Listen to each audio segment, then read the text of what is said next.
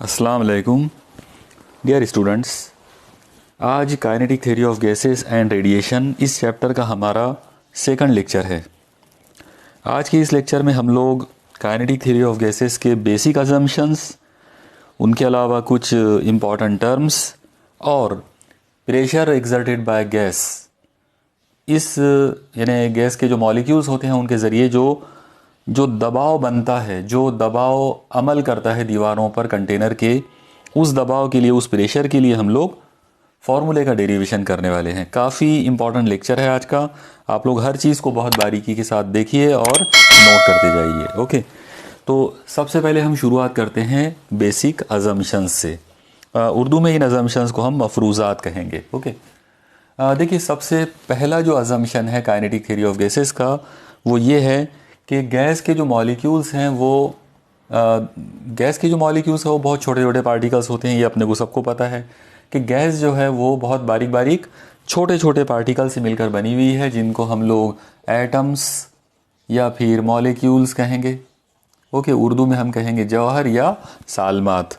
तो दुनिया की कोई भी जो गैस है वो छोटे छोटे सालमात से मिलकर बनी होती है। ओके, ये पहला अजम्पशन हो गया। दूसरा जो अजम्पशन है वो ये है कि ये जो मॉलिक्यूल्स हैं ये स्फेरिकल होते हैं। ओके, इनका जो शेप है वो स्फेरिकल होता है। स्फेरिकल मतलब कुर्रवी, यानी गोल होते हैं, फुटबॉल जैसे गोल होते हैं, तो इसलिए हम लोग उसको कुर्रवी कहेंगे। यहाँ पर आप फुटबॉल जैसे गोल का मतलब ये नहीं है कि वो अंदर से खोखले होते हैं, एक्चुअली वो पूरे पैक होते हैं, लेकिन उनका जो साइज़ है वो देखने में फुटबॉल जैसा या कुर्रा जैसा होता है। ओके, तो ये हो गया सेकंड पॉइंट। इसके बाद थर्ड पॉइंट आप लोग याद रखिए कि गैस के जो मॉलिक्यूल्स हैं वो हमेशा रिजिड होते हैं।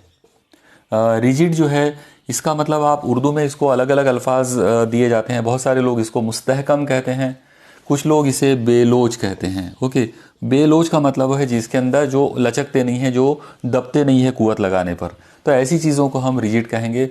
यानी गैस के जो मॉलिक्यूल्स हैं आप उनका शेप बदल नहीं सकते। जैसे एक एग्जांपल के तौर पे मान लो ये कोई एक गैस का मॉलिक्यूल है। ओके, इस तरीके से आप इसके ऊपर बाहर से अगर आप फोर्स अप्लाई करो और ये सोचो कि इसका शेप बदल जाएगा, तो ऐसा कभी नहीं होगा। यानी फोर्स लगाने पर, एक्सटर्नल फोर्स लगाने पर गैस का जो मॉलिक्यूल है उसका शेप नहीं बदलता, इसीलिए हम उसे कहेंगे कि वो रिजिड होते हैं। ओके, ये हो गया थर्ड पॉइंट, यानी तीसरा अजम्पशन। इसके बाद चौथा अजम्पशन हम लोग यहाँ पे ये ले सकते हैं कि गैस के जो मॉलिक्यूल्स हैं, यानी एक गैस के जो मॉलिक्यूल्स हैं वो बिल्कुल सेम होंगे। ओके, मतलब अगर मान लो यहाँ पर हम सेम गैस की अगर बात करें, यानी एक ही गैस की अगर हम बात करेंगे, तो उसके सारे के सारे जो मॉलिक्यूल्स हैं वो सेम होंगे हर एतबार से। हर एतबार का मतलब यह है कि उनका मास सेम होगा, यानी उनकी कमियतें सेम होंगी, उनका हजम सेम होगा, उनका जो साइज़ है वो सेम होगा।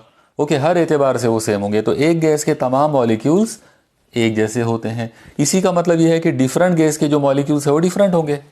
सिंपल, एकदम समझ में आया। अलग अलग गैसों के जो मॉलिक्यूल्स हैं वो कैसे होंगे, अलग अलग होते हैं हर एतबार से। ओके, तो ये हो गया उसका एक अजम्पशन। इसके बाद पॉइंट नंबर 5। अब यहाँ पर पॉइंट नंबर 5 जो है ये काफ़ी इंपॉर्टेंट पॉइंट है और ये आपको ध्यान में रखना है। मतलब ध्यान में तो सभी रखना है, लेकिन स्पेशली इस पॉइंट को आप ध्यान में रखो। ये पॉइंट ये कहता है, यानी पांचवा पॉइंट, कि जो गैस होती है, यानी कोई भी गैस अगर आप बात करो, स्पेशली हम लोग बात कर रहे हैं यहाँ पे आइडियल गैस की, क्योंकि काइनेटिक थ्योरी ऑफ गैस जो है वो आइडियल गैस के लिए होती है बेसिकली, यानी आइडियल गैस को ध्यान में रखकर ये बनाई गई है। तो पांचवा पॉइंट आप लोग नोट करो या इसको ध्यान में रखो, वो ये है कि गैस के जो मॉलिक्यूल्स हैं वो उनके बीच में inter molecular force of attraction 0 होती है। यानी गैस के जो सालमात हैं उनके दरमियान ban सालमाती कुव्वत Kashish inter molecular force of attraction वो हमेशा 0 होती है। अगर मैं उसको F लिखता हूं तो F is equal to 0। Okay, यहाँ पे याद रखना कि ये F जो है ये इंटरनल फोर्स की बात हो रही है। गैस के मॉलिक्यूल्स की आपस में एक दूसरे के लिए कोई कशिश नहीं होती। Okay, clear. तो ये एक बहुत ही ज़बरदस्त एक अजम्पशन है। इसके बाद अगला जो अजम्पशन इसके अंदर है, अब आप एक चीज़ देखिए, इसी अजम्पशन का इफेक्ट हमको यहाँ नज़र आएगा। क्योंकि गैस के मॉलिक्यूल्स एक दूसरे से बिल्कुल आज़ाद है, वो एक दूसरे के साथ बिल्कुल उनका कोई अट्रैक्शन नहीं है, इसका मतलब ये हुआ कि वो एक दूसरे से फ्री हैं। और अगर वो एक दूसरे से बिल्कुल फ्री हैं तो फिर कोई भी मॉलिक्यूल किधर भी जा सकता है। जैसे मान लो ये गैस का एक मॉलिक्यूल है तो ये इधर जाएगा, ये दूसरा मॉलिक्यूल है, इसके लिए ज़रूरी नहीं है वो इसी डायरेक्शन में जाओ, क्योंकि ये दोनों आपस में बिल्कुल फ्री हैं। इसका मतलब ये मॉलिक्यूल इधर भी जा सकता, ये वाला मॉलिक्यूल इधर जा सकता, ये मॉलिक्यूल इधर जा सकता। कहने का मतलब कोई भी मॉलिक्यूल किधर भी जा सकता है। ओके, तो यहाँ पर क्योंकि उनके बीच में इंटरमॉलिक्यूलर फोर्स ऑफ अट्रैक्शन नहीं है, इसलिए वो लोग फ्री मूव होते हैं, और इसीलिए हम ये कहेंगे कि they are in random motion. उनके बीच में जो उनकी जो मोशन होती है तो वो हमेशा कैसी होती है? रैंडम मोशन, मतलब बेतरतीब हरकत। बेतरतीब हरकत का मतलब होता है कोई भी डायरेक्शन में, कोई भी मॉलिक्यूल किसी भी डायरेक्शन में जाएगा। ओके, तो ये है रैंडम मोशन का कंसेप्ट। और याद रखो रैंडम मोशन क्यों है, मॉलिक्यूल्स क्यों बेतरतीब डायरेक्शन में घूमते रहते? क्योंकि उनमें आपस में एक दूसरे के लिए कोई फोर्स ऑफ अट्रैक्शन नहीं है। ओके, ये हो गए 6 पॉइंट। इसके बाद 7वां पॉइंट, गैस के मॉलिक्यूल जब रैंडम मोशन करेंगे, जब कोई भी मॉलिक्यूल किधर भी जाएगा तो डेफिनेटली वो एक दूसरे को टकराएंगे।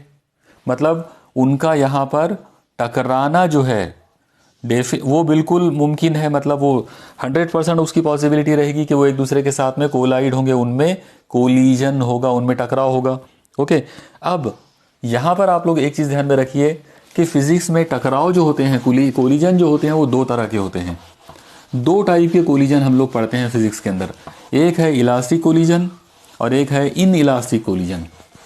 इलास्टिक कोलिजन उर्दू में हम उसे कहेंगे लचकदार टकराव, और इन इलास्टिक कोलिजन उर्दू में हम उसे कहेंगे गैर लचकदार टकराव।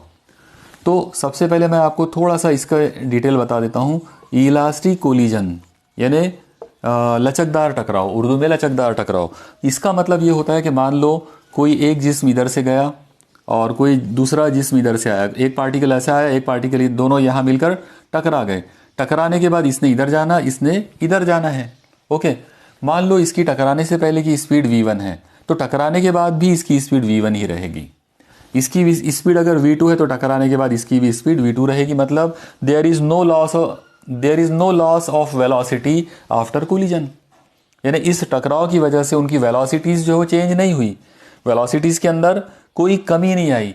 जब वेलोसिटी में कोई कमी नहीं आई, इसका मतलब उनकी एनर्जी में कमी नहीं आई होगी। तो ये जो चीज़ है कि टकराने की वजह से एनर्जी का लॉस नहीं होना चाहिए। ओके, एनर्जी का लॉस नहीं होना चाहिए। एक और चीज़, जब वेलोसिटी चेंज यानी वेलोसिटी के अंदर जब लॉस नहीं हुआ, वेलोसिटी में कोई तब्दीली नहीं हुई, इसका मतलब इनका मोमेंटम भी सेम है, यानी म्यारे हरकत। ओके, तो म्यारे हरकत का जो लॉस है वो भी नहीं होना चाहिए। तो अगर ऐसा टकराव, 2 अलग अलग पार्टिकल्स का, 2 लोगों का ऐसा टकराव जिसमें ना तो एनर्जी का लॉस होता है ना मोमेंटम का लॉस होता है, उसे हम कहते हैं इलास्टिक कोलिजन। ओके, ऐसा टकराव जिसके अंदर ऐसा कोलिजन, ऐसा टकराव जिसमें ना तो तवानाई का लॉस हो और ना ही म्यारे हरकत का लॉस हो, उसे कहते हैं लचकदार टकराव। और इसका उल्टा जो है वो है नॉन इलास्टिक या इन इलास्टिक कोलिजन।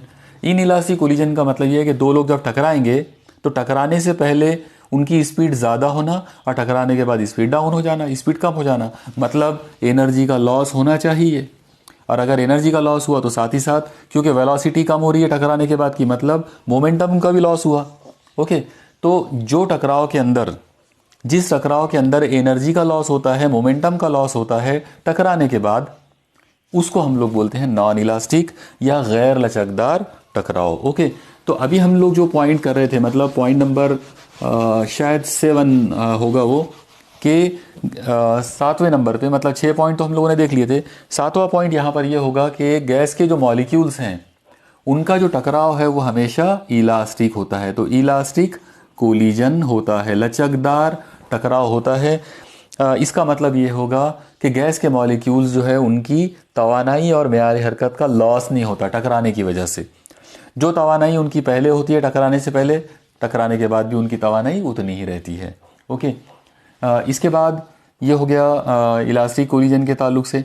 इसके बाद अगला जो पॉइंट है वो आप लोग देखिए कि ये जो कोलिजन है ये सिर्फ आपस में एक दूसरे से टकराएंगे ऐसा नहीं है, बल्कि अगर मान लो हमने यहाँ पर इस तरह से एक कंटेनर लिए, ओके, मान लो ये एक डब्बा है और इसके अंदर यहाँ पे गैस के मॉलिक्यूल्स हैं, तो ये एक दूसरे से तो टकराएंगे लेकिन साथ ही साथ ये दीवार से भी टकराएंगे। जितनी भी दीवारें हैं उन तमाम दीवारों के साथ ये टकराएंगे। तो इनके टकराने की वजह से वहाँ पर प्रेशर तैयार होगा। यानी सिंपल अंदाज में अगर हम बात करें तो वो ये है कि प्रेशर जो है, गैस के मॉलिक्यूल जो है उनका प्रेशर या दबाव क्यों पैदा होता है, तो उसका रीज़न है टकराव। क्योंकि गैस के मॉलिक्यूल टकराते हैं दीवार से, इसलिए वो दबाव डालते हैं दीवारों के ऊपर, और यही वजह है कि गैस जो है वो प्रेशर डालती है या दबाव डालती है। ओके, तो इन केस अगर आपसे ये पूछ लिया जाए कि गैस के मॉलिक्यूल्स या गैस जो है वो कंटेनर पर या कंटेनर की दीवारों पर किस वजह से प्रेशर डालती है, तो आपका जवाब होना चाहिए टकराव की वजह से। गैस के मॉलिक्यूल टकराते हैं, टकराने की वजह से उनका मोमेंटम चेंज होता है, मोमेंटम चेंज होने की वजह से कुव्वत पैदा होती है और इसीलिए दबाव पैदा होता है। ओके, तो ये उसका सीधा साधा जवाब रहेगा। ओके, मुझे उम्मीद है आपको ये तमाम पॉइंट्स ध्यान में आ रहे होंगे और आप नोट भी कर रहे होंगे। ओके, तमाम चीज़ों को बराबर नोट करते जाओ आप लोग। अब इसके बाद एक और असम्पशन हम लोग लेते हैं, पॉइंट नंबर 9। आप लोग देखिए, गैस के मॉलिक्यूल क्योंकि कंटिन्यू हरकत में हैं, इसका मतलब ये हुआ कि उनके पास काइनेटिक एनर्जी है, तवानाई बिल हरकत है। तवानाई बिल हरकत हो जाएगी, उसका जो जनरल फार्मूला होता है, एक ही फार्मूला है काइनेटिक एनर्जी का, ½ mv²। यहाँ पर m का मतलब है मास ऑफ मॉलिक्यूल, यानी उस सालमे की कमियत, और v जो है वो उसकी रफ्तार है। अब आप एक चीज़ देखिए कि अगर आपने किसी गैस का दर्जे हरारत यानी टेम्परेचर, मान लो आपने टेम्परेचर बढ़ाए। ओके, इमेजिन करो कि आपने एक गैस लिया और उसका टेम्परेचर बढ़ाना शुरू करे।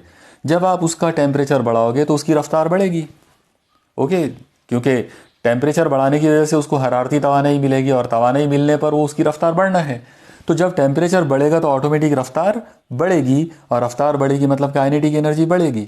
ओके, इसका मतलब ये हुआ कि काइनेटिक एनर्जी जो है वो डायरेक्टली प्रोपोर्शनल है टेम्परेचर पे, वो सीधा सीधा टेम्परेचर के ऊपर डिपेंडेंट हो गई। उसका जो ताल्लुक है वो सीधे सीधे टेम्परेचर के ऊपर आ गया कि टेम्परेचर बढ़ेगा तवानाई बिल हरकत बढ़ेगी, टेम्परेचर डाउन होगा तवानाई बिल हरकत डाउन होगी। इन दोनों में एग्जैक्टली क्या रिलेशन है वो मैं आपको आगे चलकर डिराइव करके बताऊंगा। अभी मैंने ये जो कंसेप्ट आपको बताया हूँ, तो ये मैंने सिर्फ आपको समझाने के लिए बताया है कि काइनेटिक एनर्जी जो है वो टेम्परेचर के ऊपर डायरेक्टली प्रोपोर्शनल वाला रिलेशन उसका होता है। एग्जैक्टली क्या रिलेशन होता है वो हम लोग आगे डेरिवेशन में देखेंगे। ओके, तो ये एक इम्पॉर्टेंट कंसेप्ट यहाँ पर हो गया। इसके बाद एक और पॉइंट हम लोग देखेंगे, पॉइंट नंबर 10, यानी एक और अजम्पशन इसके अंदर आप लोग ध्यान में रखो, और वो अजम्पशन भी बहुत ही इम्पॉर्टेंट है। वो अजम्पशन ये है कि मान लो अगर आपने एक ऐसा कंटेनर लिए, ओके, और इस कंटेनर के अंदर अब जाहिर सी बात है, मान लो इसकी जो लेंथ है वो L है, इसकी जो चौड़ाई है वो B है, और इसकी कुछ तो भी ऊंचाई वगैरह भी लेना पड़ेगा, वो थिकनेस वगैरह लेना पड़ेगा, तो वो H ले लेते हैं मान लो। ओके, ऐसे अलग अलग लंबाई चौड़ाई ऊंचाई सब लो, ठीक है। अच्छा, एक काम करते हैं, अपन ऐसा करेंगे इसके अंदर कि पूरा एक 3 डायमेंशनल एक डब्बा एक ले लेते हैं। मान लो कि ये इस तरीके से मैंने एक कंटेनर ऐसा लिया रेक्टेंगुलर, ठीक है, और ये जो रेक्टेंगुलर जो मैंने यहाँ पे लिया हूँ, इसकी लंबाई L है, इसकी चौड़ाई B है, इसकी ऊंचाई H है, तो फिर इसका जो हजम हो जाएगा वो हो जाए length into breadth into height. Okay, ये उसका हजम हो जाएगा। अब आप एक काम करो, इस कंटेनर के अंदर कोई तो भी एक गैस छोड़ दो। जब आप इसके अंदर एक गैस डाल दोगे तो गैस के मॉलिक्यूल इसके अंदर फैल जाएंगे। तो ऐसे टाइम पर हम ये कहेंगे कि इस कंटेनर का जो वॉल्यूम है वो गैस का वॉल्यूम है। ओके, ये सबसे मज़ेदार बात है कि गैस का अपना वॉल्यूम नहीं होता। ओके, गैस का ना तो अपना शेप होता है ना वॉल्यूम होता है, बल्कि वो उस कंटेनर का वॉल्यूम इख्तियार कर लेती है जो कंटेनर में आप उसको रखोगे। ओके, जैसे एक एग्जांपल के तौर पे मान लो ये जो कंटेनर है, अगर ये कंटेनर का जो वॉल्यूम है वो 1 लीटर है मान लो, तो हम ये बोलेंगे कि इसके अंदर जो गैस है वो 1 लीटर की है, चाहे वो गैस कितनी ही क्यों ना हो, कम हो ज़्यादा हो वो नहीं बोलेंगे, हम ये बोलेंगे कि इसके अंदर जो गैस है उसका हजम 1 लीटर है। अगर ये कंटेनर 2 लीटर का है और ये 2 लीटर के अंदर उतनी गैस जितनी पहले डाले थे उतनी गैस अगर 2 लीटर के कंटेनर में डालेंगे, तो अब हम ये बोलेंगे कि अब ये गैस का हजम 2 लीटर हो गया। ओके, तो ये एक बड़ा मज़ेदार कंसेप्ट है कि गैस का खुद का कोई हजम नहीं होता, उसका हजम वो होता है जो कंटेनर का हजम होता है। कंटेनर का जो वॉल्यूम रहेगा वो गैस का वॉल्यूम माना जाएगा। ओके, अब इस पॉइंट की वजह से देखिए कि एक कैसा एक कन्फ्यूजन जो है वो क्रिएट हुआ, या कैसा एक अजम्पशन यहाँ पर एक बनाना पड़ा। एक मज़ेदार अजम्पशन जो बना वो ये है कि मान लो ये कंटेनर है और इसके अंदर गैस के कुछ मॉलिक्यूल्स हैं। सपोज करते हैं कि 10 मॉलिक्यूल है। ओके, अब आप इमेजिन करो कि वो जो 10 मॉलिक्यूल है वो इस तरह से फैले हुए रहेंगे अलग अलग जगहों पर पूरे कंटेनर के अंदर, ठीक है। अगर ये सब लोग ऐसे फैले हुए रहे तो हम ये बोलेंगे कि कंटेनर का volume is equal to volume of gas, यानी गैस का हजम और कंटेनर का हजम एक ही है। लेकिन अब एक काम करते हैं, ये जो 10 मॉलिक्यूल है इनको एक साथ चिपका दो एक जगह पर लाकर। ऐसा इमेजिन करो कि इन सबको यहाँ से हटाए और इन सबको हटाकर यहाँ बिठा दिए, ये 4 5 6 7 8 9 10, ओके। तो 10 मॉलिक्यूल्स को यहाँ मैंने एक जगह पे कोने में ला के बिठा दिया। अब आप इन सब का टोटल हजम निकालो। जब आप देखेंगे कि इन सब का टोटल हजम आप निकालेंगे तो वो इतना छोटा आएगा कि ये पूरे हजम के मुकाबले में वो निग्लिजिबल होगा। मुझे उम्मीद है आपको ये बात समझ में आई होगी। अगर इस गैस के सारे मॉलिक्यूल्स को एक कोने में बिठा दिया जाए और उन सब का टोटल वॉल्यूम अगर निकाला जाए, टोटल हजम अगर निकाला जाएगा, तो वो हजम की वैल्यू इतनी छोटी आएगी कि वो इजीली निग्लिजिबल होगी ओवरऑल वॉल्यूम के मुकाबले में, ओके। यानी यहाँ पर इसका अजम्पशन ये वाला है कि वॉल्यूम ऑफ गैस मॉलिक्यूल या volume of one gas molecule can be neglected as compare to overall volume of the container. यानी पूरे कंटेनर के हजम के मुकाबले में आप गैस के एक मॉलिक्यूल या बहुत सारे मॉलिक्यूल्स को एक जगह जमा करके उनका टोटल वॉल्यूम जो है उसको आप निग्लेक्ट कर सकते हो, नज़रअंदाज कर सकते हो। तो ये है कुछ basic points, okay, kinetic theory of gases के। मुझे उम्मीद है आपने ये तमाम पॉइंट्स जो है वो नोट कर लिए होंगे। अब हमको कुछ इम्पॉर्टेंट टर्म्स देखना है।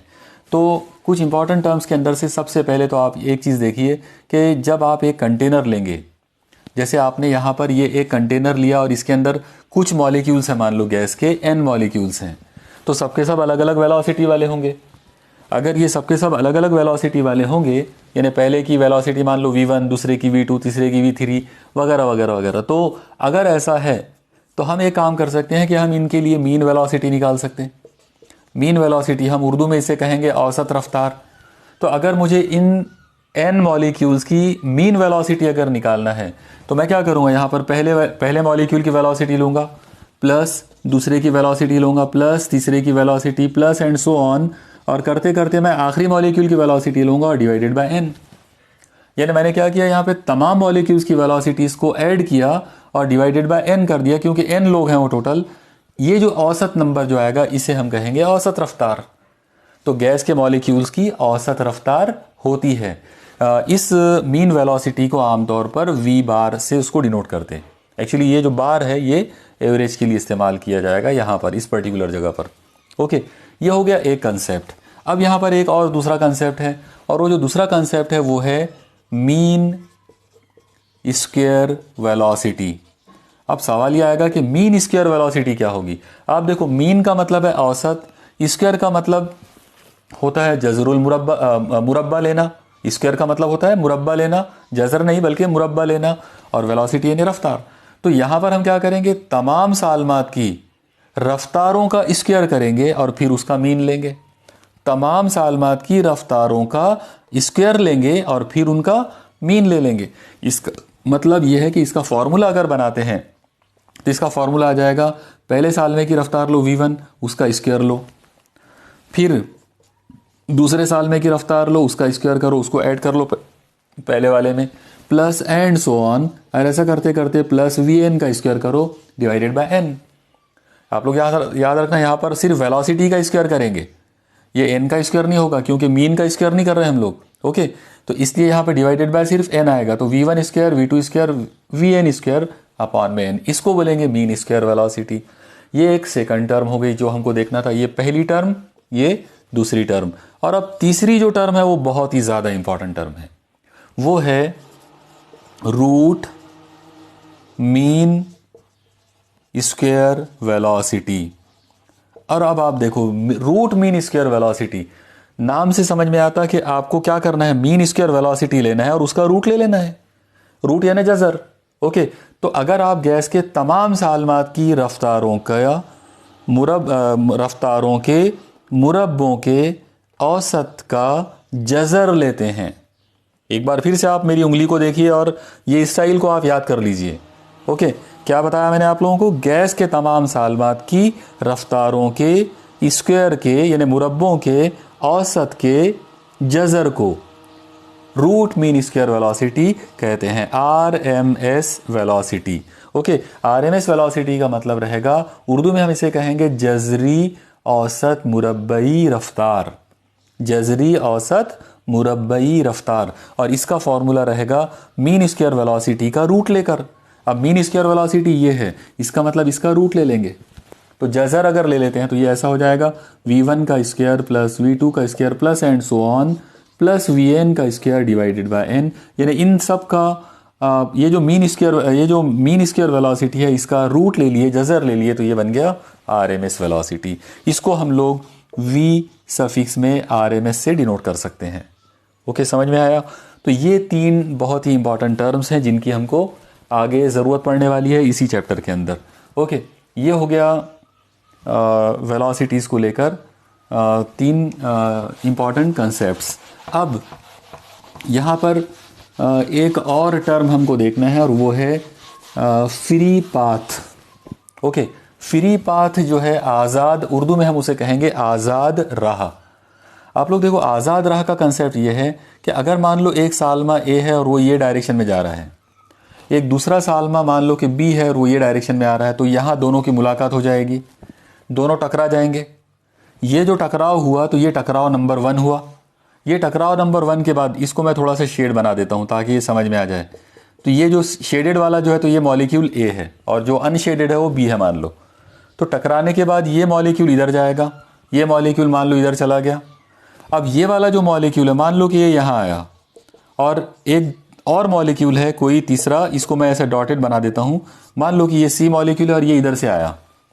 जाहिर सी बात है कि इन दोनों का टकराव यहाँ पे होगा, ये डॉटेड मॉलिक्यूल सी का इसके साथ में, ये टकराव नंबर 2 हो गया। इसके बाद ये टकराने के बाद ये मॉलिक्यूल इधर गया, ये मॉलिक्यूल इधर चला गया। तो ये जो फासला यहाँ पर हुआ इसको हम कहेंगे फ्री पाथ। एक बार फिर से आप गौर से देखो इस फिगर को। देखो यहाँ पर मॉलिक्यूल ए हमारा मान लो कि मेन हीरो है। ओके, जिसको मैंने शेडेड बना दिया हूँ, तो ये इसको आप ऐसा समझ लो कि ये मेन हीरो है। ये यहाँ से इधर गया, यहाँ उसका पहले टकराव हो गया बी के साथ में। अब हम बी को नहीं देखेंगे, बी उधर चला गया कहीं तो भी। ओके, लेकिन हमारी नज़र सिर्फ ए पे रहेगी। ए के साथ वो टकरा गया, ये टकराव नंबर 1 था। फिर हमारा जो मतलब ये जो ए सालमा है ये टकरा कर यहाँ आया, इसकी मुलाकात, इसका टकराव किसी और के साथ में, सी के साथ में यहाँ हो गया। तो मॉलिक्यूल ए के हिसाब से अगर हम बात करें तो मॉलिक्यूल ए ने 2 मरतबा टकराव हुआ है। पहला टकराव यहाँ पे, दूसरा टकराव यहाँ पर। इन दोनों टकराव के बीच में जो रास्ता उसने कवर करा उसे कहते हैं फ्री पाथ, या उर्दू में हम उसे कहते हैं आज़ाद राह। यानी आज़ाद राह का मतलब क्या है? 2 लगातार टकराव के बीच में, 2 लगातार टकराव के दरमियान गैस का सालमा जो रास्ते से गुजरता है, जिस रास्ते से वो आगे बढ़ता है ख़त मुस्तकीम वाले रास्ते से, उस रास्ते को कहते हैं आज़ाद राह। यहाँ पर आप लोग ये ध्यान में रखिए कि गैस का मॉलिक्यूल हमेशा ख़त मुस्तकीम में ही जाता है। ओके, यानी वो हमेशा सीधे रास्ते से ही जाएगा, वो ऐसे घूमते घूमते नहीं जाएगा, बल्कि वो बिल्कुल स्ट्रेट लाइन में जाएगा। तो ये टकराव हुआ, टकराने के बाद वो स्ट्रेट लाइन में यहाँ तक आया, फिर यहाँ टकराया, यहाँ से और कहीं जाएगा। ओके, तो ये हो गया आज़ाद राह का कंसेप्ट। ओके, इसके बाद एक और चीज़ हम लोग यहाँ पे कर सकते हैं और वो है मीन फ्री पाथ, यानी औसत आज़ाद राह। अब ये औसत आज़ाद राह या मीन फ्री पाथ क्या हो सकती है? इसको आप ऐसे समझ लो कि मान लो इस पॉइंट पर एक सालमे का पहला टकराव हुआ, फिर वो यहाँ तक आया। ये जो है ये फ्री पाथ नंबर 1 है, मान लो इसको लैम्डा से डिनोट करेंगे। यहाँ पर टकराव नंबर 2 हो गया, वो यहाँ से यहाँ तक चला गया, ये फासला लैम्डा 2 हो गया, जिसको हम फ्री पाथ नंबर 2 बोलेंगे। यहाँ पर उसका तीसरा टकराव हुआ, वो यहाँ से यहाँ तक आया, ये लैम्डा 3 हो गया। यहाँ पर उसका चौथा टकराव हो गया, वो यहाँ से इधर तक आया। ओके, ये लैम्डा 4 हो गया, यहाँ पर उसका 5वां टकराव हो गया। ओके, इसका मतलब ये सिलसिला रुकेगा नहीं, गैस का सालमा जो है वो घूमते रहेगा इधर उधर, जहाँ जहाँ वो घूमते रहेगा, वो जाएगा हमेशा सीधा। ओके, लेकिन सीधा जाने के दौरान वो किसी न किसी से टकरा जाएगा। तो टकराव के दरमियान जो उसने फासला कवर करा उसको हम आज़ाद राह बोलेंगे। अब आप एक चीज़ देखो कि यहाँ से लेकर यहाँ तक ये उसका पहला मीन फ्री पाथ है, फिर ये दूसरा, फिर ये तीसरा, ये चौथा। ओके, तो हम क्या करेंगे, इन सब को ऐड कर लेंगे, lambda 1 plus lambda 2 plus lambda 3 plus and so on मान लो कि n मरतबा वो टकराता है तो डिवाइडेड बाय n, जितने बार वो टकराएगा उस नंबर उतने फ्री पाथ को हम ऐड करेंगे और डिवाइडेड बाय n बोलेंगे, और इसको हम बोलेंगे मीन फ्री पाथ। और ये जो मीन फ्री पाथ है इसको डिनोट करेंगे लैम्डा से। ओके, यानी इसका जो अलामत जो है वो लैम्डा होती है। आमतौर पे लैम्डा जो अलामत है वो आमतौर पर हम लोग तूले मौज के लिए इस्तेमाल करते हैं, लेकिन इस पर्टिकुलर जगह पर हम उसको तूले मौज के तौर पे नहीं लेंगे बल्कि मीन फ्री पाथ के तौर पे लेंगे, यानी औसत आज़ाद राह के तौर पे लेंगे। ओके, यहाँ पर मीन फ्री पाथ का ये जो कंसेप्ट है ये कंप्लीट हो गया। इससे रिलेटेड मैं आपको एक छोटी सी एक इम्पॉर्टेंट एक बात बता देता हूँ ताकि आपके दिमाग में वो भी अच्छे से बैठ जाए। आप देखो, इमेजिन करो कि ये एक कंटेनर है और इस कंटेनर के अंदर यहाँ पर एक ऐसा पिस्टन लगा हुआ है और इसके अंदर यहाँ पर आपने कोई तो भी एक गैस ली हुई है। अब आप एक काम करो इसके अंदर कि सपोज़ करो आपने टेम्परेचर बढ़ाना शुरू किए। जब आप इस गैस का टेम्परेचर बढ़ाओगे तो हमको सबको मालूम है कि टेम्परेचर बढ़ाने पर गैस बढ़ती है, फैलती है, उसका हजम बढ़ेगा। तो यहाँ पर इसका हजम जो है वो बढ़ेगा टेम्परेचर बढ़ाने पर। आप इमेजिन करो जब ये गैस बढ़ेगी तो ये पिस्टन ऊपर उठेगा, ये ऊपर जाना शुरू हो जाएगा, यानी यहाँ अवेलेबल जगह बढ़ जाएगी। अगर अवेलेबल जगह बढ़ गई तो गैस के मॉलिक्यूल्स का जो टकराव है वो देर से होगा। ओके, आप सोचो उस बारे में। जैसे यहाँ पर इस जगह पर, यहाँ का पिक्चर मैं यहाँ बता देता हूँ। ये पहला मॉलिक्यूल है, मान लो पहले ये यहाँ तक जा रहा था पहले वाले वॉल्यूम में, लेकिन टेम्परेचर बढ़ाने पर वॉल्यूम बढ़ा। जब वॉल्यूम बढ़ गया तो अब उसको खेलने के लिए ज़्यादा जगह मिल गई, वो ज़्यादा दूर तक जाएगा। इसका मतलब क्या हुआ कि जब आप टेम्परेचर बढ़ाओगे तो ऑटोमेटिक हजम बढ़ेगा, और हजम के बढ़ने की वजह से उस गैस के मॉलिक्यूल को टकराने के लिए अवेलेबल स्पेस बढ़ जाएगी। और अवेलेबल स्पेस अगर बढ़ जाती है तो इसका मतलब ये है कि उसका मीन फ्री पाथ बढ़ जाएगा। ओके, तो पहला जो पॉइंट आपको ध्यान में रखना है वो ये है कि lambda is directly proportional to temperature, यानी टेम्परेचर के साथ में उसका रिश्ता कैसा है, सीधा। टेम्परेचर बढ़ाओ मीन फ्री पाथ बढ़ेगा, टेम्परेचर कम करो मीन फ्री पाथ कम हो जाएगा। ओके, ये एक इंपॉर्टेंट बात हो गई। इसके बाद एक और कंसेप्ट आप देखो उसका। आप ऐसा करो कि इसका मान लो अब दबाव बढ़ाना शुरू करें। आप टेम्परेचर नहीं बढ़ा रहे बल्कि दबाव बढ़ाना शुरू कर दिए। अब आप देखो जब आप दबाव बढ़ाओगे तो ये पिस्टन नीचे जाएगा, और अगर ये पिस्टन नीचे गया तो अवेलेबल जो जगह है वो कम होती जाएगी, मतलब यहाँ पर वॉल्यूम जो है वो कम होना शुरू हो जाएगा।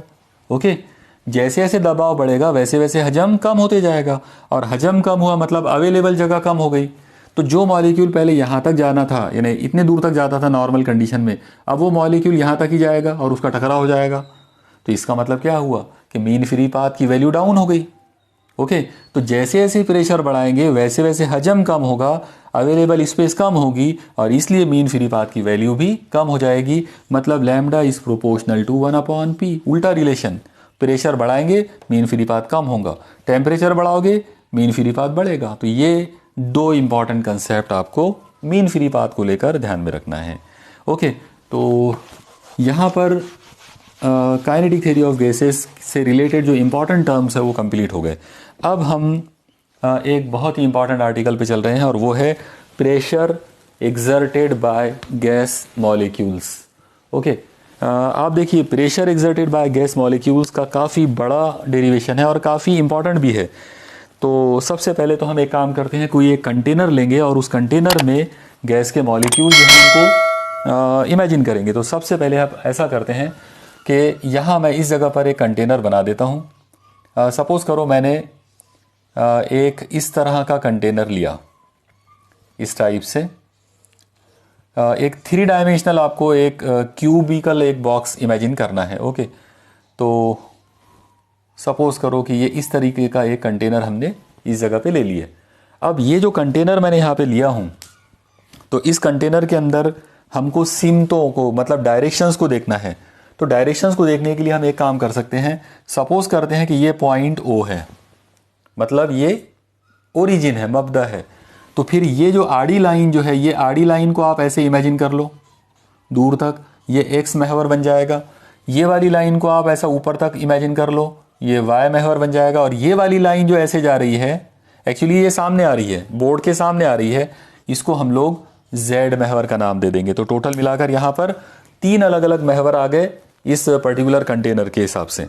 ठीक है, अब इस कंटेनर के अंदर हम एक काम करते हैं, दो अपोजिट जो दीवारें हैं उनको मैं शेड बना देता हूं ताकि वो क्लियर कट नज़र आए। एक दीवार हम ये वाली ले लेते हैं, ये पहले वाली दीवार, ओके, और उसके बिल्कुल अपोजिट यहाँ पर ये दूसरे वाली दीवार।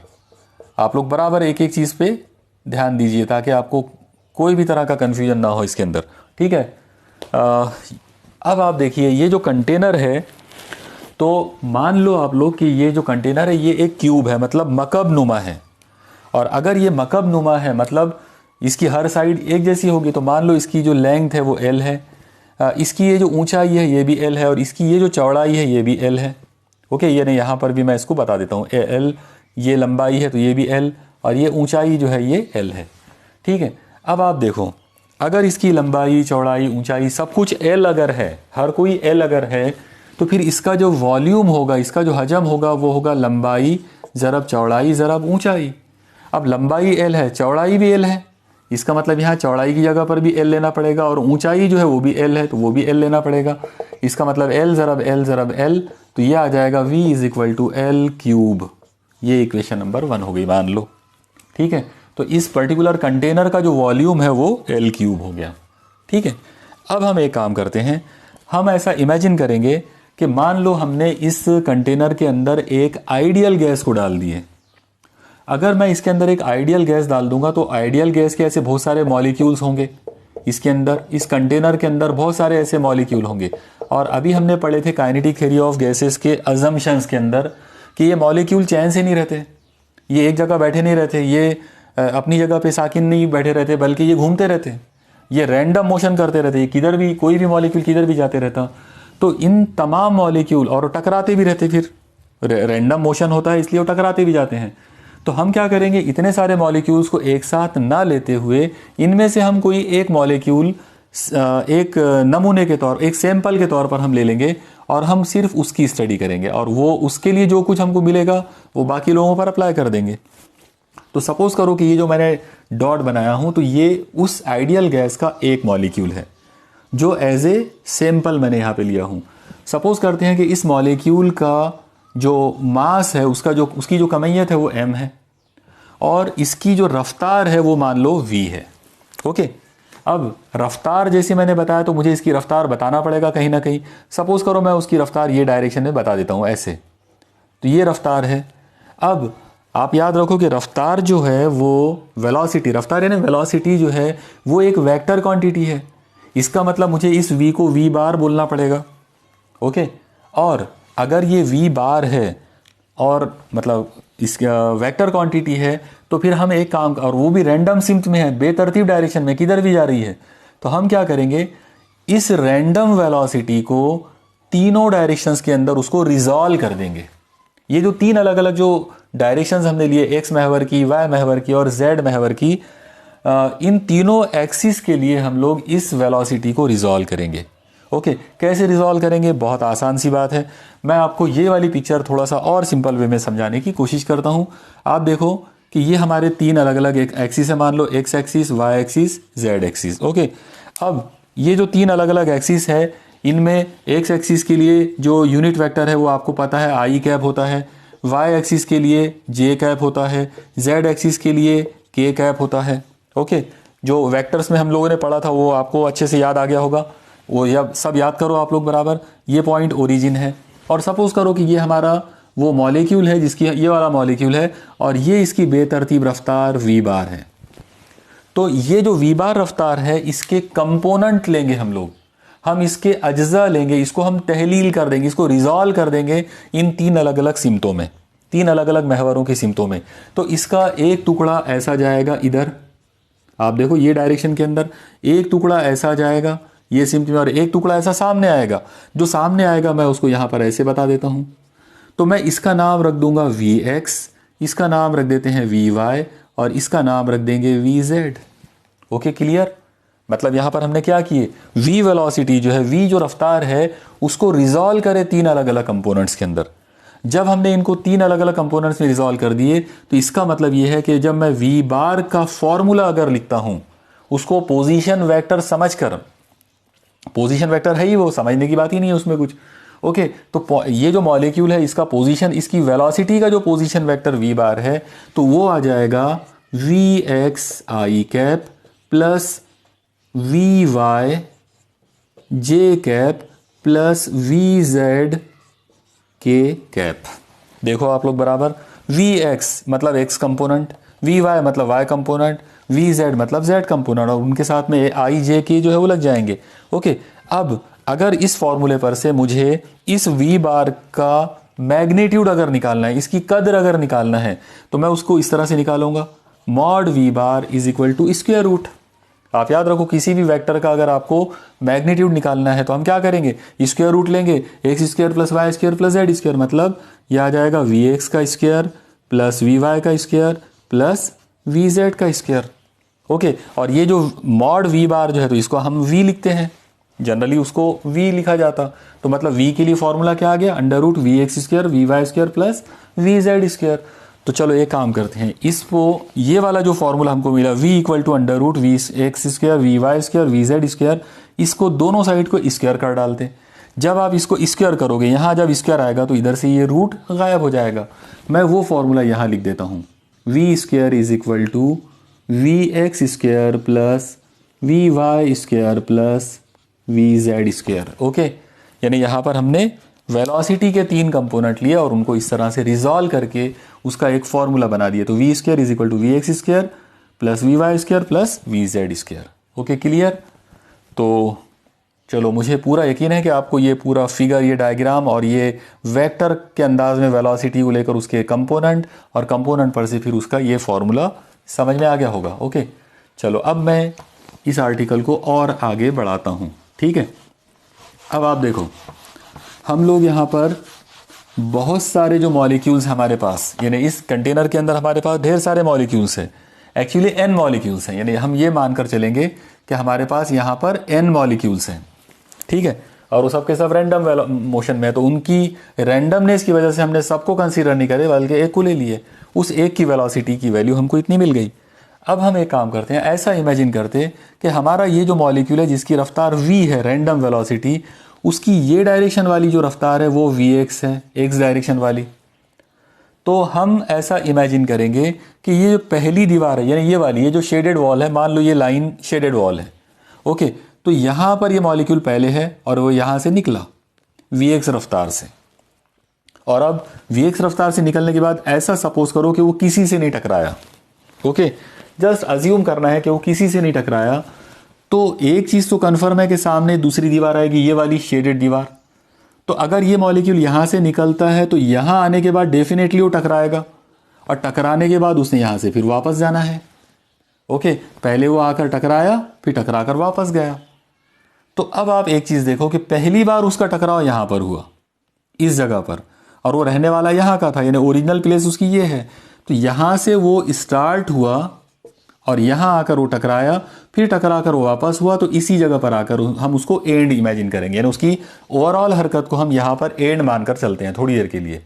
ठीक है, तो अब आप एक चीज़ देखो कि ये वाला डिस्टेंस कितना है, ये दीवार से ये दीवार का, तो ये दीवार से लेकर ये दीवार का फासला l है, मतलब टोटल मिलाकर जाते टाइम पर उसने l फासला कवर किया और वापस आते टाइम पर l फासला कवर किया। तो मैं यहाँ लिख देता हूँ कि डिस्टेंस जो है वो 2l उसने कवर किया है। ओके, तो ये आप अपने दिमाग में रखिए। एक और चीज़ हम लोग ऐसा इमेजिन कर लेते कि यहाँ से जाकर टकरा कर वापस आने के लिए मान लो उसको टाइम जो लगा, तो वो टाइम भी मैं यहाँ लिख देता हूँ। सपोज करते हैं कि वो टाइम डेल्टा टी है। ओके, वो टाइम क्या होगा वो हम अभी कैलकुलेट करेंगे सारी चीज़ें। तो जो डिस्टेंस उसने कवर किया वो 2l है, जो फासला उसने बनाया वो 2l, और जो टाइम उसको लगा वो डेल्टा टी। अब आप एक चीज़ देखो कि इस जगह पर टकराव हो रहा है, तो जब वो इधर से इधर जा रहा था उसकी रफ्तार थी vx। टकराने के बाद क्योंकि उसका टकराव इलास्टिक कोलिजन है, यानी मुकम्मल तौर पर लचकदार टकराव है, और अगर वो लचकदार टकराव है तो डेफिनेटली जो रफ्तार से वो टकराया था वही रफ्तार से तो वो पलटेगा। ओके, इसका मतलब अगर वो vx रफ्तार से टकराया था तो निकलते टाइम पर उसकी रफ्तार माइनस vx होगी, क्योंकि वो आप इधर वापस हो गया ना, पलट गया, इसलिए उसको माइनस vx लेना पड़ेगा। ओके, तो यहाँ पर हम लोग इस जगह पर हम मोमेंटम के बारे में अब हम बात कर सकते हैं। आप लोग देखिए, जब ये मॉलिक्यूल, जब ये पार्टिकल यहाँ से इधर जा रहा था, उस वक्त उसका जो मोमेंटम है P1, अगर मैं उसको P1 बोलता हूँ इनिशियल मोमेंटम, तो मोमेंटम में उर्दू में हम उसे कहेंगे ख़ती मेयार हरकत। ख़ती मेयार हरकत जो है वो होती है कमियत और रफ्तार का हासिल ज़रब, मतलब मास और वेलोसिटी का प्रोडक्ट जो है वो लीनियर मोमेंटम है। इस मॉलिक्यूल का मास है m, वो तो हर जितने भी पार्टिकल है सबका मास मान लो कि m है, और इस मॉलिक्यूल की इधर जाने वाली रफ्तार vx है, तो ये आ जाएगा m इंटू वी एक्स। तो इतना उसका मोमेंटम हो गया। आप याद रखो ये उसका इनिशियल मोमेंटम है टकराने से पहले। अब वो टकरा गया, टकराना जो है वो इलास्टिक है, तो इलास्टिक की वजह से वो पलटेगा, तो उसकी वेलोसिटी हो जाएगी माइनस वी एक्स। तो टकराने के बाद उसका जो फाइनल मोमेंटम है मान लो P2, उसकी वैल्यू आ जाएगी m इंटू, अब उसकी वेलोसिटी जो है वो है minus v x. Okay, clear, समझ में आया होगा शायद आप लोगों को। आप देखो बराबर, टकराने से पहले उसका momentum m into v x, टकराने के बाद उसका momentum m into minus v x. इसको अगर सॉल्व कर लिए तो यह आ जाएगा P2 is equal to minus m into v x. Clear, ये हो गए टकराने की वजह से उसके मोमेंटम के अंदर तब्दीली।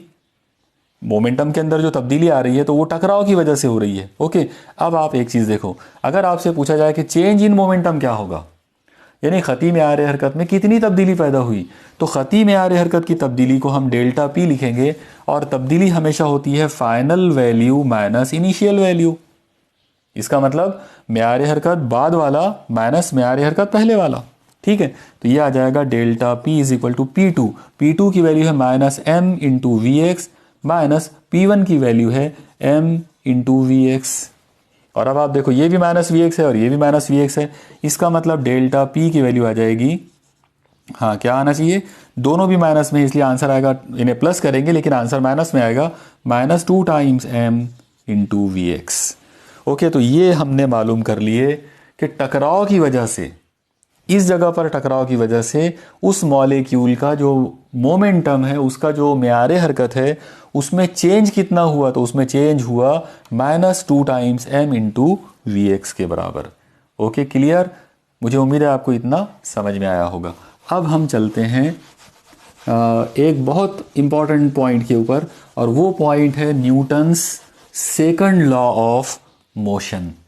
आप याद रखो, न्यूटन का जो दूसरा कानून हरकत है, सेकंड लॉ ऑफ मोशन है, उसका ये कहना था कि force is always equal to rate of change of linear momentum. मतलब ख़ती मेयार हरकत की तब्दीली की शरह जो है वो हमेशा कुव्वत के बराबर होती है। कुव्वत हमेशा काय के बराबर रहेगी, ख़ती मेयार हरकत की तब्दीली की शरह। अब तब्दीली की शरह का मतलब होता है डिवाइडेड बाय टाइम। यहाँ पर ये पूरी हरकत के लिए लगने वाला टाइम डेल्टा टी है, और मेयार हरकत की तब्दीली ये वाली है डेल्टा पी। इसका मतलब एफ की वैल्यू होना चाहिए delta P upon delta T.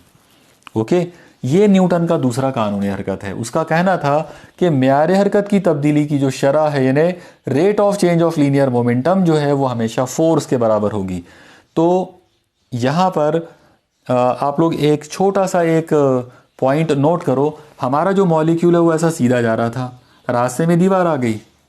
Okay, वो टकरा गया दीवार से, तो हुआ ये कि ये जो कुव्वत है, ये कुव्वत दीवार एक्चुअली सर्व कर रही है मॉलिक्यूल के ऊपर। यानी ये वाली जो कुव्वत जिसकी हम बात कर रहे हैं यहाँ पर, तो ये कौन सी कुव्वत है, ये वो वाली कुव्वत है जो दीवार की तरफ से उस मॉलिक्यूल के ऊपर एक्ट होगी। आया समझ में? तो अब हम यहाँ पर उसकी वैल्यू निकाल लेते हैं कि कितनी कुव्वत दीवार ने उस मॉलिक्यूल के ऊपर डाली। तो ये आ जाएगा, अगर मैं उसका नाम थोड़ी देर के लिए चलो एफ एक्स रख देता हूँ, तो f x is equal to, या क्योंकि वो पहला मॉलिक्यूल है मैं उसका नाम F1 रख देता हूँ, तो F1 is equal to delta p की वैल्यू है minus 2 times m into v x divided by time है डेल्टा टी। क्लियर? ओके, तो ये है वो वाली कुव्वत जो दीवार ने पहले मॉलिक्यूल के ऊपर सर्व किया है।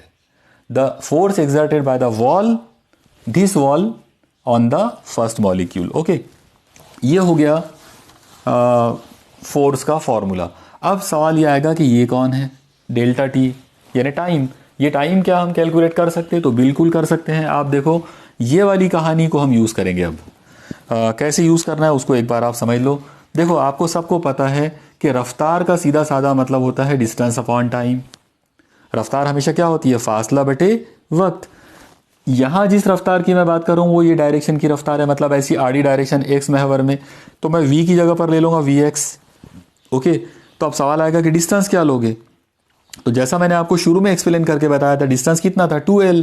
इसका मतलब यहाँ पर डिस्टेंस लेना पड़ेगा 2l और डिवाइडेड बाय टाइम, तो यहाँ पे टाइम जो लेना पड़ेगा वो है डेल्टा टी। अब आप डेल्टा टी और vx को इंटरचेंज कर लो, तो अगर मैं डेल्टा टी को इधर ले लेता हूँ और vx को उधर भेजता हूँ तो ये आ जाएगा 2l अपॉन vx। ये वैल्यू मैं यहाँ रख दूंगा। Okay clear. आप देखो किस तरीके से हमने टाइम की वैल्यू कैलकुलेट कर ली है, वो जो पहले मैंने एक्सप्लेन किया था उस पर से। अब ये वैल्यू आप यहाँ ला के रख दो। देखो डेल्टा टी की वैल्यू आ गई 2l अपॉन vx। क्लियर। अब इसको सॉल्व कर लेते हैं। तो जब आप इसको सॉल्व करोगे, आप देखिए बराबर एक एक चीज़ को, अगर ज़्यादा फास्ट लग रहा है तो आप हर स्टेप को पॉज करो वीडियो को, और पॉज करके आप इसको नोट डाउन करके आगे बढ़ाते जाओ। ठीक है, जैसे जैसे मैं स्टेप आगे बढ़ाऊंगा वैसे वैसे आप लोग भी आगे आगे जाते जाओ। अब आप एक चीज़ देखो, इस फॉर्मूले के अंदर इसको हमको सॉल्व करने का है। तो इसको सॉल्व करने के लिए आप जैसा देख रहे हो कि इसके अंदर ऊपर 2 है, यहाँ भी 2 है, तो 2 से 2 कट जाएगा। यहाँ पर ये जो vx है ये नीचे थर्ड में, देखो ये फर्स्ट, ये सेकंड और ये थर्ड, तो थर्ड वाला हमेशा सीधा ऊपर आता है। ओके, जो थर्ड में होता है वो हमेशा ऊपर आएगा फर्स्ट में।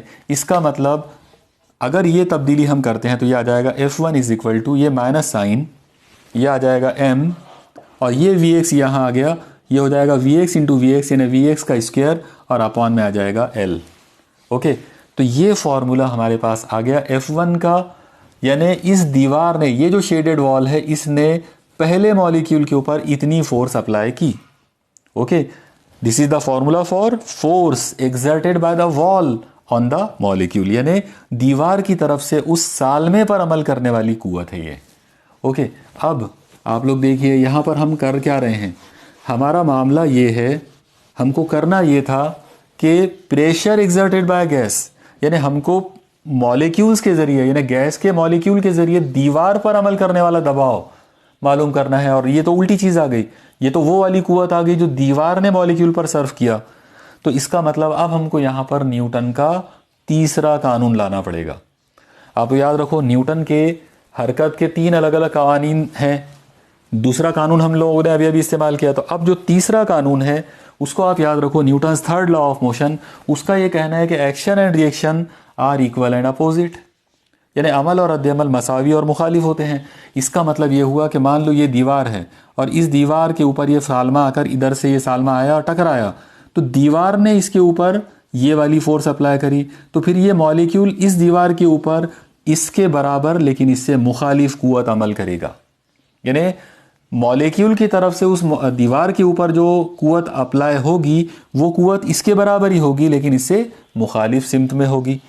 तो ये चीज़ को ध्यान में रखते हुए मैं यहाँ पर अब एक काम कर सकता हूँ कि रिएक्शन वाली फोर्स अगर मुझे लेना है वो आ जाएगा F1 इज इक्वल टू, इसका अपोजिट, ये माइनस में है तो यहाँ पर आ जाएगा प्लस m इंटू vx का स्क्वायर अपॉन l। ये वो फोर्स है जो पहला मॉलिक्यूल दीवार के ऊपर सर्व करेगा। Okay, this is the expression for force exerted by the molecule on the wall.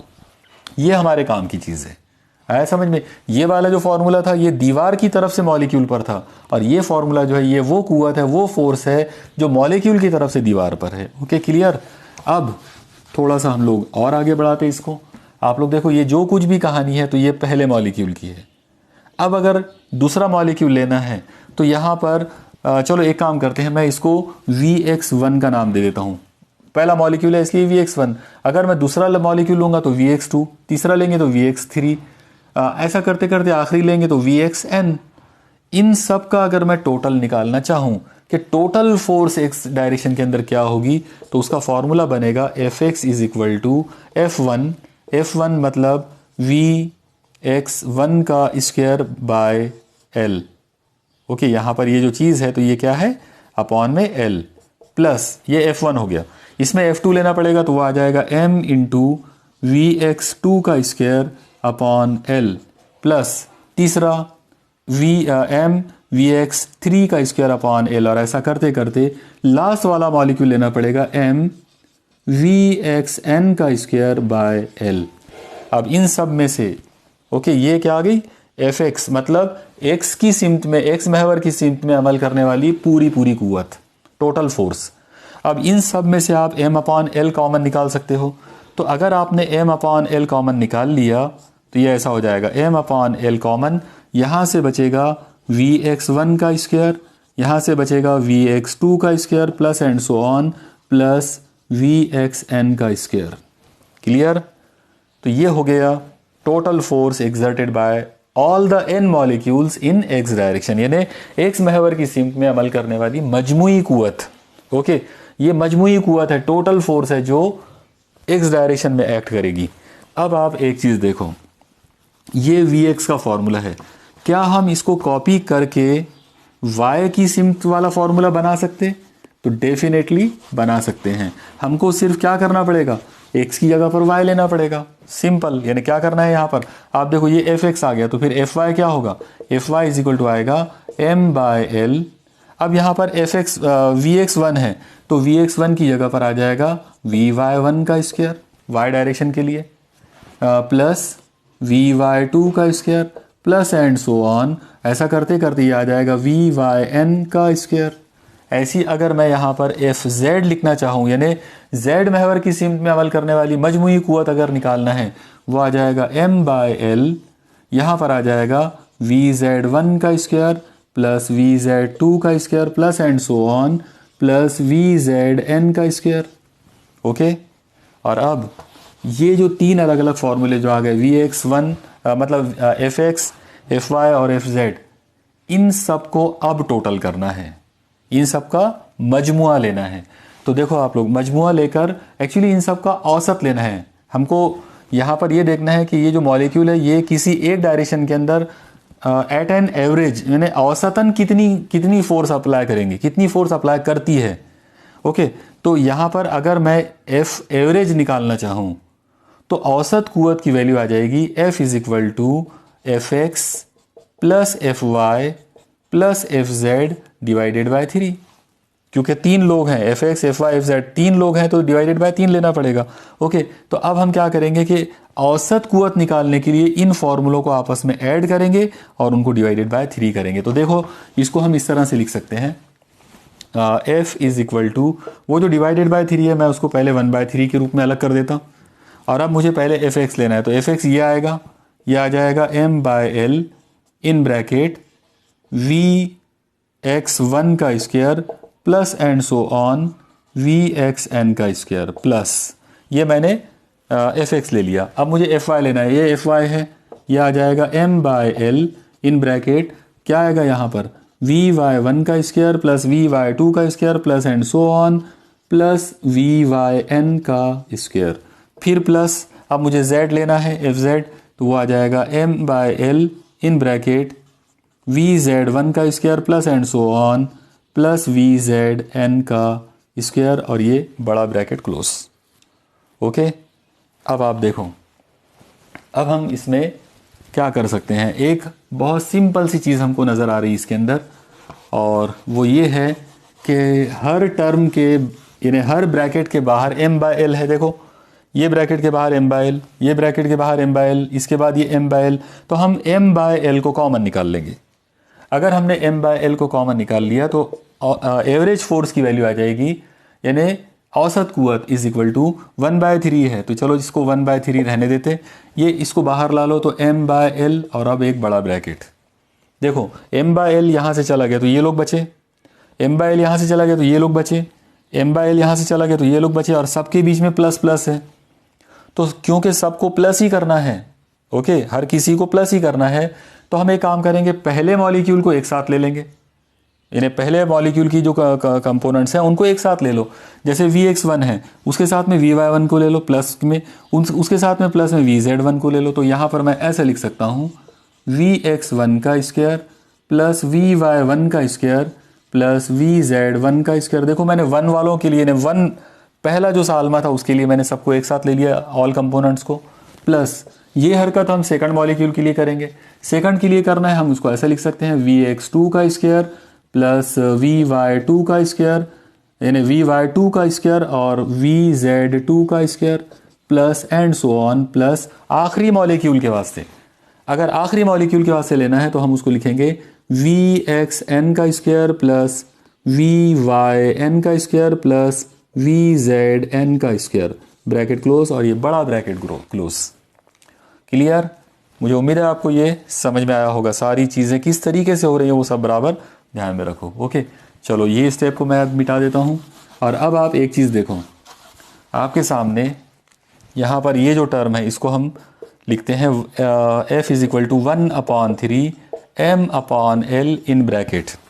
आप लोग गौर करो ये वाली चीज़ पर, Vx1 का स्क्वायर प्लस Vy1 का स्क्वायर प्लस Vz1 का स्क्वायर, ये लोग इससे मिलते जुलते नज़र आ रहे हैं। आप देखो मैंने पहले जनरल आपको V का स्क्वायर करके बताया था, तो जब आप पहले मॉलिक्यूल के लिए लेंगे तो यहाँ पे 1 आ जाएगा, तो यहाँ 1, यहाँ 1, यहाँ 1, तो ये सब यही लोग तो हैं, तो ये V1 हो गया, मतलब ये क्वांटिटी V1 बन गई।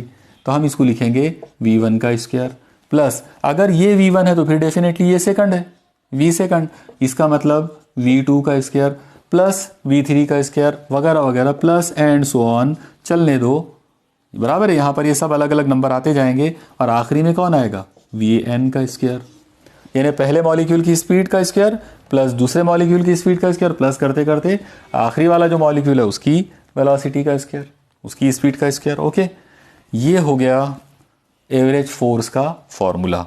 ठीक है, मुझे उम्मीद है आपको यहाँ तक अभी ध्यान में आ गया होगा। अब आप एक चीज़ देखो, ये आर्टिकल शुरू करने से पहले मैंने आपको mean velocity, mean square velocity, root mean square velocity 3 terms बताया था। ओके, तो आपको याद होगा जो मैंने मीन स्क्वायर वेलोसिटी बताया था वो फॉर्मूला इससे कुछ मिलता जुलता दिख रहा है। आप देखो यहाँ पे पहले मॉलिक्यूल की स्पीड का स्क्वायर प्लस दूसरे मॉलिक्यूल की स्पीड का square plus and so on, सिर्फ औसत लेना बाकी है। औसत लेने के लिए हमको divided by number of molecules करना पड़ेगा, तो हम एक काम करेंगे, इसको डिवाइडेड बाय n कर देंगे। यानी बोलने का मतलब ये है कि अगर हमने इसको डिवाइडेड बाय n कर दिया तो इस n को गायब करने के लिए मल्टीप्लाई कर दो n से, और इसको डिवाइड n से क्यों करो, लेकिन सवाल यह है कि क्यों n से डिवाइड करो, इसलिए करो ताकि यहाँ पर मीन स्क्वायर वेलोसिटी बन सके। ओके, यानी डिवाइडेड बाय n करने से ये मीन स्क्वायर वेलोसिटी बन जाएगी, और ये n हमारे तरफ से आया था इसलिए हमारी तरफ उसको कैंसिल करने के लिए n से उसको मल्टीप्लाई कर दिए। ओके, मतलब यहाँ पर आपको divide and multiply by n करना है। जैसे ही आप इसको divide and multiply by n करोगे तो अब देखो ये क्या चीज़ बन जाएगी। हम इसको यहाँ पर इस जगह पर अब लिख सकते हैं, ये कुछ ऐसा हो जाएगा, F is equal to 1/3 m/L in bracket. यहाँ पर आप देखो ये पूरा का पूरा ये जो टर्म है ये बेसिकली मीन स्क्वायर वेलोसिटी है, तो मैं यहाँ पर उसको लिख देता हूँ मीन स्क्वायर वेलोसिटी को v स्क्वायर। ओके, और मल्टीप्लाइड बाय, यहाँ पर n है इसलिए मल्टीप्लाइड बाय n, क्योंकि n जो है वो नंबर ऑफ मॉलिक्यूल है। Okay, clear? तो इस तरीके से ये पूरा फॉर्मूला बदल कर इस तरह से हो गया। इसको हम तरतीब से लिख लेते हैं। अगर हम इसको तरतीब में लिखें तो इसको ऐसा लिख सकते हैं, F इज़ इक्वल टू 1/3, ये n को पहले ला लो, यह आ जाएगा m इंटू n/L इंटू यहाँ पर ये है v का स्क्वायर। v का स्क्वायर का मतलब है मीन स्क्वायर वेलोसिटी। ओके, चलो अब हम आगे बढ़ते हैं। ये हमने मालूम कर लिए एवरेज फोर्स यानी औसत कुव्वत, इस कंटेनर के अंदर जो गैस के जो मॉलिक्यूल्स हैं उनके ज़रिए अमल करने वाली औसत कुव्वत इतनी होगी। हमको औसत कुव्वत की जगह पर औसत दबाव मालूम करना है, यानी हमारा मेन टारगेट क्या है? दबाव मालूम करना। तो अब हम एक काम कर सकते हैं, हम ये देखेंगे कि ये वाली कुव्वत औसत कुव्वत है, यानी किसी भी एक दीवार के ऊपर हम लोग औसतन इतनी कुव्वत अप्लाई कर रहे हैं गैस के मॉलिक्यूल। तो अब हम एक काम करो कि एक दीवार के लिए, यानी इस पर्टिकुलर दीवार के लिए जो शेडेड वॉल है, इस पर एक्ट करने वाली कुव्वत की वजह से, यानी ये जो कुव्वत यहाँ पर पैदा हो रही इसकी वजह से कितना दबाव वहाँ पर पैदा होगा। तो अगर मुझे वो दबाव का फॉर्मूला निकालना हो तो दबाव का कंसेप्ट होता है कुव्वत और रगबे का तनासुब, यानी pressure is always ratio of force and area. इसका मतलब P इज इक्वल टू क्या आएगा? F/A। ओके, तो इस तरीके से P इज इक्वल टू आ गया F/A, यह आ जाएगा P is equal to 1/3 m into n/L into v square. ये मैंने f की वैल्यू लिखा और डिवाइडेड बाय मुझे a करना है, मतलब इन सब को डिवाइड करना पड़ेगा काय से? a से। अब a का मतलब है ये वाला जो शेडेड जो दीवार है इसका एरिया। अब आप देखो इसकी लंबाई l है, इसकी चौड़ाई भी l है, तो लंबाई और चौड़ाई का हासिल ज़रब मतलब एल स्क्वायर। तो इस तरह से ए की वैल्यू कितनी आएगी, एल स्क्वायर के बराबर। ओके, अब आप इसको जो है ये वैल्यू को यहाँ ला कर रख सकते हो। देखो ये क्या हो जाएगा, अगर आपने इसको यहाँ ला के रख दिए तो ये कुछ इस तरीके से होगा, P is equal to 1/3 into ये जो L है ये इसके साथ ज़रब में उतर जाएगा नीचे, क्योंकि ये भी अपान में है और ये L स्क्वायर भी अपान में है। ओके, इस तरह से ये हो जाएगा M इंटू एन अपान ये L इसके साथ जब मल्टीप्लाई होगा तो L स्क्वायर इंटू एल यानी L क्यूब इंटू वी का स्क्वायर। ओके, और अब आप लोग देखो ऊपर जो ऊपर इक्वेशन 1 जो हमको दिख रही है, इक्वेशन 1 का ये कहना था कि L क्यूब का मतलब तो वॉल्यूम है, वॉल्यूम ऑफ द गैस। इसका मतलब ये हो जाएगा P is equal to 1/3 M into n upon ये जो L क्यूब है इसकी जगह पर मैं V ले सकता हूँ यहाँ से। ये L क्यूब बराबर V है तो उसको V ले लिए इंटू वी का स्क्वायर। याद रखो ये V का मतलब वॉल्यूम है और ये स्मॉल v का मतलब वेलोसिटी है, ये रफ्तार है और ये हजम है। तो ये जो फॉर्मूला है इसे हम कहेंगे ये प्रेशर का फॉर्मूला है, प्रेशर एक्सर्टेड बाय गैस। कोई भी गैस जो है वो कंटेनर के किसी एक दीवार के ऊपर कितना दबाव डालेगी तो वो इतना दबाव डालेगी। ओके, यहाँ पर अपना ये जो डेरिवेशन है ये कंप्लीट हो गया, लेकिन आप इस फॉर्मूले को थोड़ा सा मॉडिफाई कर सकते हो, थोड़ा सा इसको और आगे बढ़ा सकते हैं आगे की मतलब जानकारी के लिए या आगे इस्तेमाल करने के लिए। आप लोग एक काम कर सकते हो, देखो अभी मैंने आपको बताया था कि VRMS का जो फॉर्मूला है, रूट मीन स्क्वायर वेलोसिटी का जो फॉर्मूला है वो होता है अंडर रूट V1 का स्क्वायर प्लस V2 का square plus and so on plus VN का स्क्वायर डिवाइडेड बाय n। ये चीज़ का अगर आपने रूट ले लिए तो वो VRMS होगा। अब एक काम करो, दोनों साइड का आप स्क्वायर कर डालो। जब आप दोनों साइड का स्क्वायर करेंगे तो यहाँ से ये रूट हट जाएगा और ये रूट हट गया तो ये स्क्वायर में आ जाएगा। ओके, यानी इधर अंडर रूट था, जब स्क्वायर करे तो रूट हट गया, इधर स्क्वायर आ गया। और अब आप एक चीज़ देखो कि ये क्या है, ये पूरी की पूरी जो क्वांटिटी है वो ये है V स्क्वायर, यानी इसकी जगह पर हम लोग V स्क्वायर ले सकते हैं। तो V स्क्वायर बेसिकली कौन है, ये जो V स्क्वायर है रूट मीन स्क्वायर वेलोसिटी यानी मीन स्क्वायर वेलोसिटी का जो स्क्वायर है, तो बेसिकली वो क्या है, वो रूट मीन स्क्वायर वेलोसिटी का स्क्वायर है। तो V स्क्वायर की जगह पर हम VRMS का स्क्वायर रख सकते हैं। तो अगर मैं यहाँ पर ये जो V स्क्वायर है मतलब V स्क्वायर जो है, तो इसकी जगह पर मैं यहाँ पर VRMS का स्क्वायर रख सकता हूँ। और जैसे मैं इसका स्क्वायर रखूँगा ये कुछ ऐसा हो जाएगा, P is equal to 1/3 M into n upon V into V square की जगह पर आ जाएगा VRMS का स्क्वायर, यानी RMS velocity of gas molecule जो है उनका स्क्वायर इतना आएगा। और अब आखिरी स्टेप, आप V को इधर ला लो। जैसे ही आप V को इधर शिफ्ट करोगे वो P के साथ मल्टीप्लाई हो जाएगा, तो वो हो जाएगा P into V is equal to 1/3 M into n into VRMS का स्क्वायर। आप लोग याद रखना ये जो इक्वेशन आपके सामने है यहाँ पर 1/3 है ये। ओके, तो 1/3 M into n into VRMS का स्क्वायर, इसे हम काइनेटिक इक्वेशन यानी काइनेटिक गैस इक्वेशन कहते हैं। काइनेटिक थ्योरी को बेस बनाकर जो इक्वेशन बनाई जाती है किसी आइडियल गैस के लिए वो इक्वेशन ये होती है। Okay, PV is equal to 1/3 M into n into VRMS का स्क्वायर। मुझे पूरा यकीन है कि आपको आज का ये पूरा डेरिवेशन जो है ये समझ में आया होगा। इस डेरिवेशन को जैसा मैंने ये एक पॉइंट आपको बताया, ऐसा एक एक्स्ट्रा पॉइंट और हम इसके अंदर बना सकते हैं। तो आप देखिए उसको अब हम एकदम शॉर्ट में मैं आपको यहाँ पे करके बता देता हूँ। आप लोग देखो उसको ख़ास तौर से न्यूमेरिकल्स वगैरह के लिए इस्तेमाल करेंगे। जैसा मैंने अभी आपको बताया कि ये जो V स्क्वायर है बेसिकली ये VRMS है, VRMS का स्क्वायर है। ये फार्मूला इस तरह से है और ये जो L क्यूब जो है तो ये V है। अब आप एक चीज़ देखो कि M जो है वो एक मॉलिक्यूल का मास है और ऐसे टोटल N मॉलिक्यूल्स है, तो M इंटू एन का मतलब हो जाएगा total mass of the gas. देखो आप लोग सोचो इस बारे में, small m mass of one molecule है और टोटल मॉलिक्यूल n है, तो m इंटू एन का मतलब हो जाएगा total mass of the gas. उसको मैं कैपिटल M ले सकता हूँ। अगर मैंने उसको कैपिटल M लिया तो यहाँ पर ये कैपिटल M आ जाएगा। और अब आप एक चीज़ देखो capital M mass of gas और capital V volume of gas. तो mass of gas upon volume of gas, mass upon volume यानी कमियत बटे हजम, ये जो चीज़ है ये कसाफत है, डेंसिटी है। इसका मतलब इसको हटाकर हम डेंसिटी ले सकते हैं।